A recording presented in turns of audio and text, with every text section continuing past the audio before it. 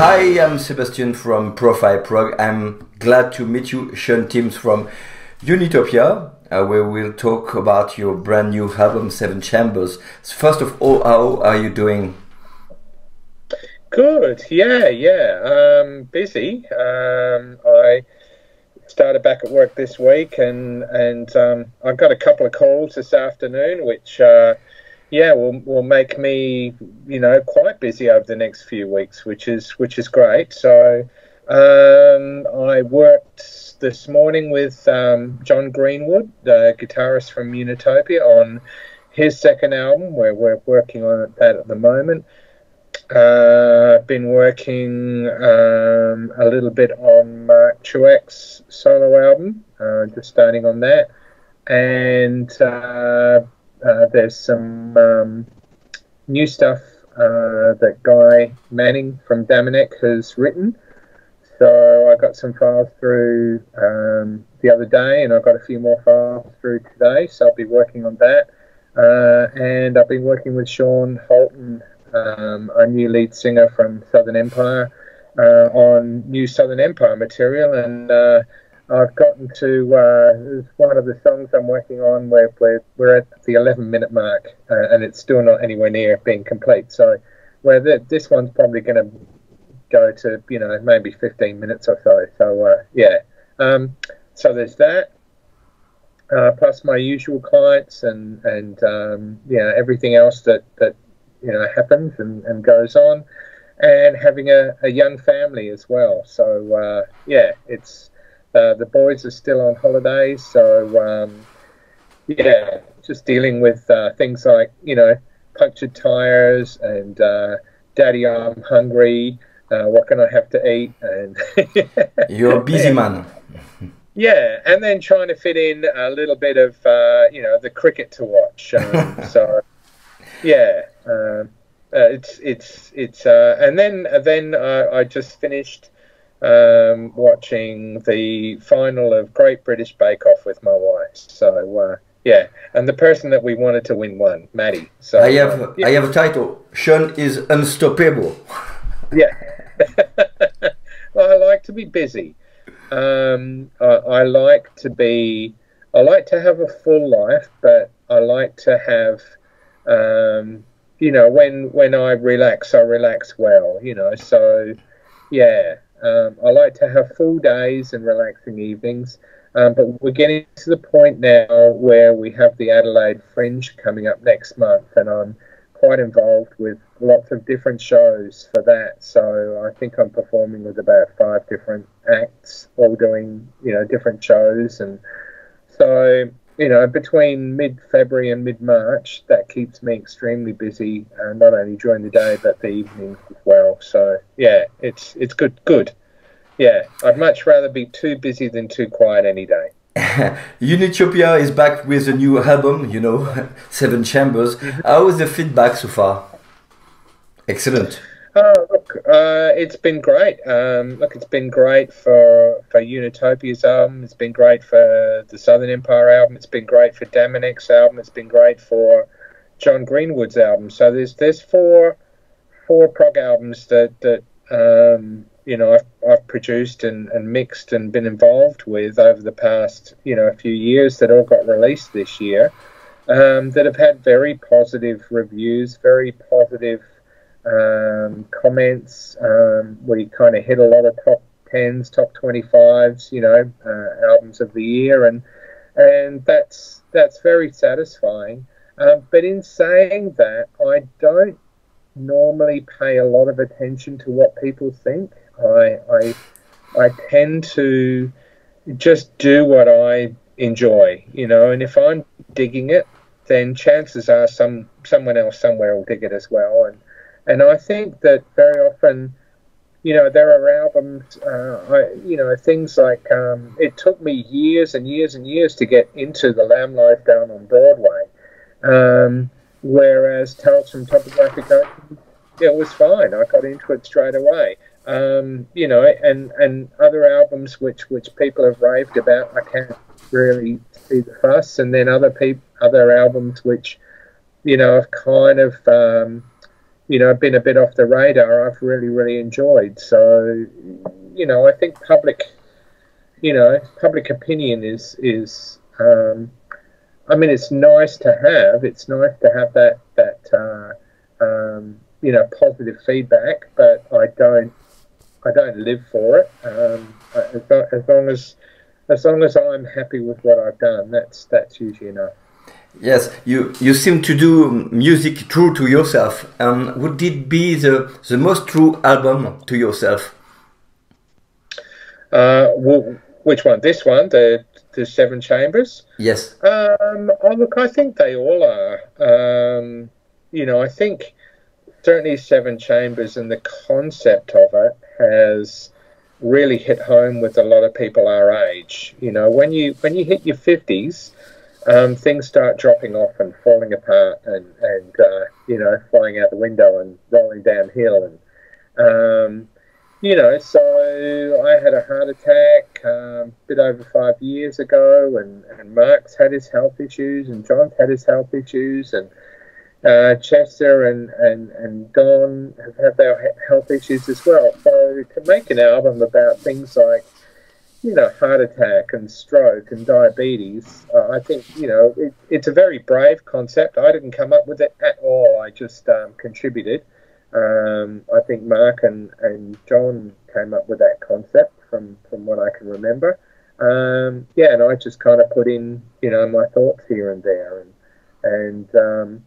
So I think it's a brilliant, fantastic concept. Not something I've ever heard done before. And I think, as I said, for a lot of prog fans who are an age similar to ours, they can relate to it, because things start going awry in your body when you reach a certain age. And I discovered the guitar player was a doctor too. Yes, John has been retired about 4 years ago now. I met him shortly before he retired, so I think we've known each other about 5 years now and become really good mates. And look, what John doesn't know about medicine isn't worth knowing. You can ask him about anything and he'll give you all his $10 words, and and you'll have to go, plain English please, John. But he's incredibly knowledgeable, and he brought that knowledge to not only the musical side of the album, but also the lyrical side of things. So we knew we were getting things right, because, Mark might write a lyric and he'd go, well, that's not strictly correct. And then Mark would say, well, what can we say? And he'd say, well, if you change that word to this word, that will be technically correct. Oh, okay, well, let's do that then. So we went through the lyrics with a fine-tooth comb, both John and I. John is quite... Mark is very immediate. So he'll come up with a concept, he'll come up with a lyrical idea, and then, that's it. And then what John and I would do is I would work on making it maybe a little more poetic, and then John would make it a little more accurate. But in saying that, John is very poetic in his approach to lyrics as well. Mark, as I said, is very immediate in his creation of lyrics. So it literally flows out of him, at an alarming rate. It makes me think Ellen is a track on this album. Who is she? I mean, Ellen Tossing, with an American doctor, I read. Yeah, I like writing those biographical pieces. Like we did a piece called Tesla on the album Artificial. And I like writing those biographical pieces because you just get on Wikipedia and you learn all about these people. And I basically, we wanted something that was a little different, rather than dealing wholly and solely with ailments and different types of ailments, and highlighting them. I felt we needed something just from the point of view of a practitioner of medicine. And so, we did a bit of research, and we discovered this lady called Helen B. Taufik, who was an American doctor who basically created treatments for blue baby syndrome, which was, kids that stop breathing, and so she developed lots of treatment for those babies. A lot more survived as a result of her treatment and research. She also researched into and was one of the main people that said that thalidomide was the cause of the birth defects back in the early 60s, and to stop using it because that was a drug that a lot of pregnant women used for morning sickness and caused a lot of quite horrific birth defects. Amongst other things. So I felt, and also her childhood and what she went through during her childhood, and with her mother dying, very early in her life, and how that affected her. It was quite an interesting story to tell. Also, the battle that she had being a woman and getting the medical profession to listen to her, because back in those days there weren't many female doctors. If you were a female, you were a nurse. If you were a male, you were a doctor.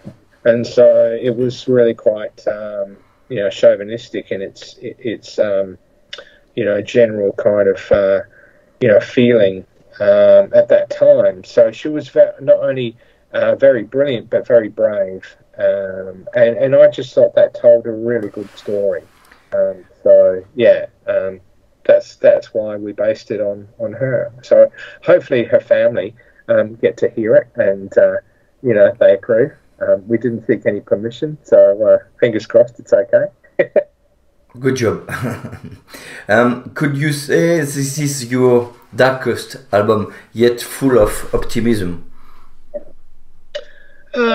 Look, I think it goes through lots of different emotions. It is quite heavy in the subject matter, but there are some quite light moments. There are some quite beautiful passages, in the opening to Bittersweet, and there are some quite beautiful sections in Helen, and so. But there are some quite heavy and dark sections. I think that. It's a bit like baking a cake, really. If you just have all sponge and you have no jam filling and no icing on the top, and things like that, you need to have all these different ingredients in order to make a really nice. You can tell I've been watching Great British Bake Off a bit, but you need to have lots of different ingredients, and you need to have different textures, and you need to have different flavors. Like food. Same as a cake. Yeah, on an album. So, I would say it's textured, it's flavoured and layered. And that's quite deliberate. I think a lot of albums can sound very samey, and maybe it's because I get quickly bored. I kind of go, okay, I'm bored now. I want to hear something different, and then I create something different. And musically, it's a huge mix of styles. I guess you did enjoy yourself a lot. Oh yeah, look, I enjoy everything I work on. My love is basically my job. Working on so many different projects, I enjoy them all. And they're all like my kids, and I don't have favourites, and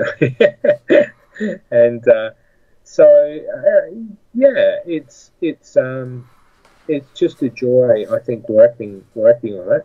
I think also I love the collaboration aspect of it. So I love, collaborating with. I'm just checking my. Yeah, no, that's fine. I've got plenty of bits. I don't want my phone to run out. I enjoy working with John and Mark and Chester and Alfonso and Steve in Unitopia, and I enjoy working with the guys in Southern Empire, and I enjoy working with Guy, with Dominic. So it's really, I get the best of not even both worlds, many worlds really. I'm incredibly fortunate to have so many varied projects on the go. It as I said, I do get bored easily, so it keeps me from getting bored. If I kind of find I'm a little bit bogged down with one thing, I can skip to another and come back to that thing later and give it a bit of a fresh listen. So yeah. And you meet people, so I guess the lineup is totally new. How did you meet those musicians? For example, Chester Thompson. How did you meet him? It's you're lucky man. I met John about 5 years ago, and John had met Mark previous to that, and worked with him a little bit on some UPF stuff. But I think John, having been a surgeon all his career, really wanted to, after his retirement, make a go out of writing and performing music. So, they approached me about, getting Unitopia back together, and I was initially quite resistant, quite reluctant. And then when I met John and got to know him a little bit better, I kind of, my views softened, obviously to the point where I became involved, and then Steve was on board at the time as well. And so it was the four of us. It was myself, Mark, John, and Steve. And so we were going, well, how do we want to get to play drums? And look, we have some incredibly talented players here in Adelaide, so I suggested a few, and they were all kind of taken, quite seriously. And then John just said, "Hey, I've always loved Chester Thompson's playing," and I go, "Well, off you go, Moneybags." So, and he said, "No, look, I'm friends with him on LinkedIn, so I think he got his contact details through LinkedIn to his manager, and then contacted him to see if he wanted to be a part of this project, which he did. And then we asked if he knew any good bass players, and he recommended Alfonso Johnson, and then Alfonso put some incredible bass work down. And then later, unfortunately, he wasn't able to tour with us, so we got the amazing Don Schiff on Chapman stick bass. So, who is not only an incredible stick bass player, but also have to be one of the loveliest guys I've ever met. And we shared a very romantic evening in Paris together, and we shared another romantic afternoon in New York City together as well. So the joke between us is we'll always have Paris. Where we had dinner at this lovely restaurant right in the centre of Paris, and then we walked to the Eiffel Tower, which took us about an hour and 15 minutes, and walked all around that, and saw a few other sites, and then headed back to the hotel. But it was just a lot of what I do, and I'm in lots of other bands as well, cover bands and things, and a lot of what I do is based on, am I going to enjoy the company of the other people? And the answer with the Unitopia album and the tour was a resounding yes. It was just great fun spending time with all these guys, and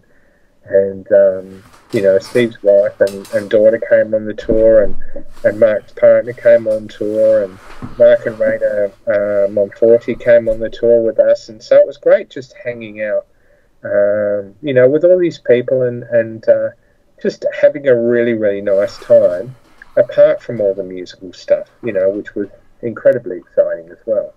And how was it recorded?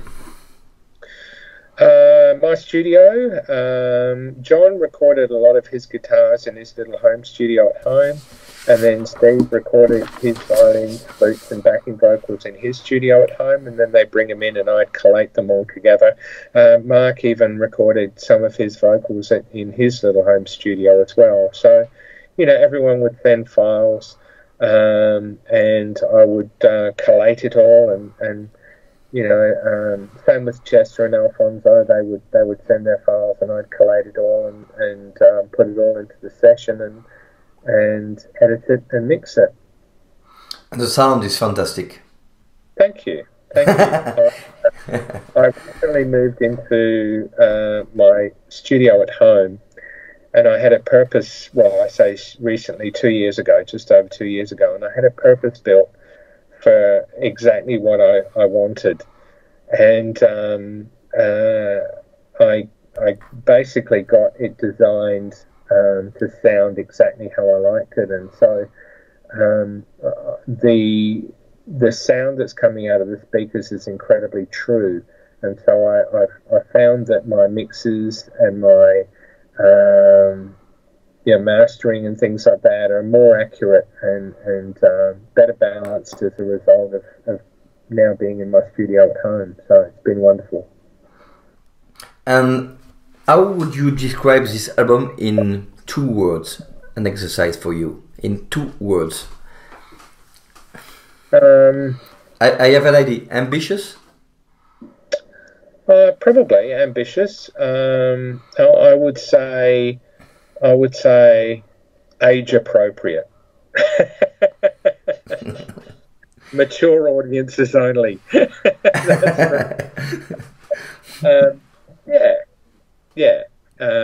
Mature audience.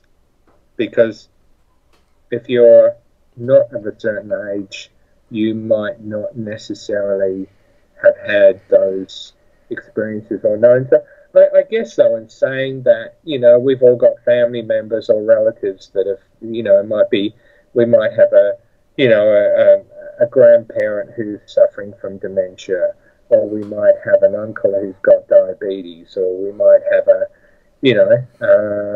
friend who's going through cancer treatment. So, I guess it can be for all ages, and it is hopeful, certainly at the end. I think mature audiences. And what are your plans for the future, a near future? A tour in Europe? Well, look, we do want to tour Europe again. It won't be this year, but it may very well be next year. What we're doing is exploring possibilities. As you can appreciate, it's extremely expensive to get 6 people from 6 different parts of the world, or 5 different parts of the world. John and I are both in Adelaide, but Mark is now living in Thailand. Chester is in Nashville. Don is in Napa Valley, and Steve is in Rhode Island. So we've got quite a spread of continents and locations. So we're looking at, just, I guess, trying to raise money in any way we can to, pay for the tour. Mark Monforti floated a lot of the tour that we did last year, and so did John Greenwood. So we were very fortunate to be able to have that input from both of them. But we don't want to do that again because it costs a lot of money, and people don't have bottomless pockets and endless funds. Thank you. I guess our plans for the future are to do that. We're going to release a live DVD of one of the shows that we did in Europe. So that should be on sale quite soon. Steve's nearly finished doing all the mixes, and they're sounding epic. They're sounding amazing. Then we hope to start writing and releasing some more material. We're we're definitely keen on doing that and definitely keen on touring. Thank you, thank you. This is the end of this interview. I have two words for you. Thank you once again, and congratulations for this fantastic job you did with this album and for your career. So the best of luck to you. See you soon. For example, in France, Belgium, Germany. See you soon, and thank you. Absolutely. Well, look, we're planning on getting there, as I said, next year, or hopefully mid next year. The only way we can do that, people out there in Progland, is if you buy the album and buy the DVD when it's released and support us. The more people that can do that, then the better chance there is of touring. So, yeah, don't stream it, buy it. You're so right. Yeah. Thank you, Sean. No worries. Thank you, mate, and we'll talk soon. Thank you.